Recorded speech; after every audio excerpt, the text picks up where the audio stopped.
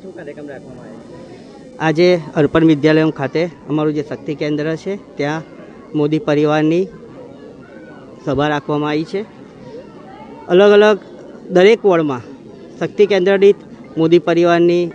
મિટિંગો સભા ચાલી રહી છે અને સભાના મારફતથી અમે જે અમારી જનતા છે તેમને એક આહ્વાન કરવા આવ્યા છે કે જે આપણા લોકસભાના સાંસદ ડૉક્ટર હેમંતભાઈ જોશી છે તેમને જંગી બહુમતીથી એમને આપણે જીતાડવાના છે. કારણ કે આપ જોઈ શકો છો કે આપણા દેશના વડાપ્રધાન શ્રી જ્યારે ગુજરાતના મુખ્યમંત્રી હતા ત્યારે પણ અત્યારના દેશના વડાપ્રધાન છે છતાં પણ એક દિવસ રજા પાડ્યા વગર, એક દિવસ આરામ કર્યા વગર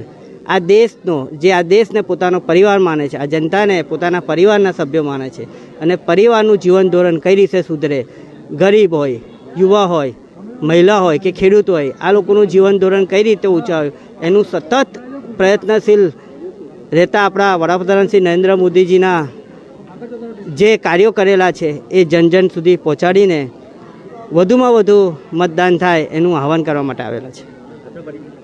હું નિલેશ રાઠોડ, પૂર્વ મેયર અને આ વિસ્તારના કાઉન્સિલર.